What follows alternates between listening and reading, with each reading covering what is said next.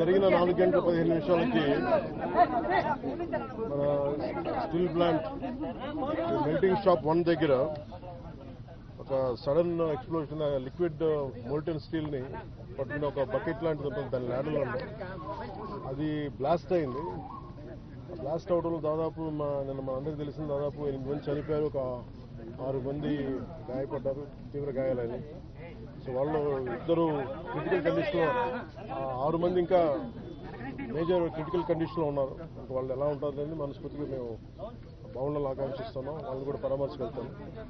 అలాగే ఇంకొక 2 ఇప్పుడే ఇందాక చూసి రావడం జరిగింది. వాళ్ళ ప్రాణాపాయానికి బయటపడ్డారు. ఇందాక లోపలికి పోయి మొత్తం చూస్తూ ఉంటే కార్మికులు కూడా కొంతమంది ఇంటరాక్ట్ అయ్యారు. సో వాళ్ళతో కూడా మాట్లాడుతుంటే ఎలా జరిగింది ఏంటి అంటే, వాళ్ళు అంతకు ముందు రోజు కూడా ఇంకా పక్క దాంట్లో ఇలాంటిది ఏదో జరిగింది, కానీ అది నైట్ టైం ఎవరు లేకపోవడం వల్ల ఒక తెలియలేదని అన్నారు. ఇది బేసిక్ ఇది ఎంత సేఫ్టీ ప్రోటోకాల్స్ ఎంత జరిగినాయి, ఎంత మెయింటైన్ చేశారు సేఫ్టీ ప్రోటోకాల్స్.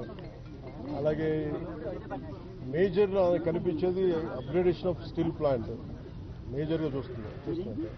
ఇప్పుడు దాకా నేను దారిలో నిన్న నుంచి అడుగుతా ఉన్నాను, అసలు ఇలాంటి సంఘటన ఎక్కడైనా జరిగిందా, ఇంతకుముందు జరిగిందా అంటే లాస్ట్ 33 years 36 yearsలో ఎక్కడ జరగలేదు ఇలాంటి ఇన్సిడెంట్ అని చెప్తా ఉన్నాను నాకు వచ్చిన ఇన్ఫర్మేషన్. ఇలాంటి పర్టికులర్ స్టీల్ ప్లాంట్ బిలాయ్ ఉంది, కానీ మిగతా అన్ని కొంచెం డిఫరెంట్ స్టీల్ ప్లాంట్స్, వాటి మెషినరీ కానీ వాటి అప్గ్రేడేషన్ కానీ కొంచెం డిఫరెంట్గా ఉంటుంది. దీనికి లాగా ఉండేది ఒక బిలాయ్ తప్ప మిగతాయి కొత్తగా ఉంటాయి. అదే ప్యారలల్గా మిగతా చోట ఎక్కడ జరుగుతున్నాయని. చైనాలో కూడా జరిగింది, కానీ ఇంకొక ఫ్రాన్స్లో కూడా జరిగింది, కానీ ఇలాంటి సంఘటన అయితే జరగలేదు. ఈ పర్టికులర్ ల్యాడల్, ఈ మోల్టెన్ లావాని క్యారీ చేసే బకెట్, చేసే ల్యాడల్ అనే బకెట్ ఇప్పుడు బ్లాస్ట్ అవడం చూడలేదు, ఇప్పుడు జరగలేదని చెప్తా ఉన్నారు. అప్పుడు కూడా డిఫరెంట్ బ్లాస్ట్ జరిగింది, బట్ ఈ కైండ్ ఇప్పుడు జరగలేదు. అందుకని ఇప్పుడే బొకారో స్టీల్ ప్లాంట్ నుంచి నాకున్న ఇన్ఫర్మేషన్, ఒక 3 men కమిటీ ఒకళ్ళు వచ్చి ఫామ్ చేస్తే వాళ్ళు ప్రిలిమినరీ ఇన్వెస్టిగేషన్స్ కూడా వస్తారు.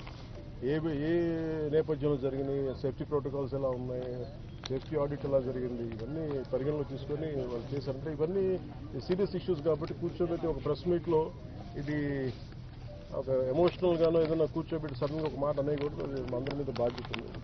అందుకని ముందు ప్రభుత్వ పరంగా కానీ మొత్తం అసలు ఒక్కొక్క రెగ్యులర్ ఎంప్లాయీస్ ప్రాణాలు కోల్పోయిన వాళ్ళందరికీ కూడా 1,72,00,000 వారికి అందజేయడం జరుగుతూ ఉంది.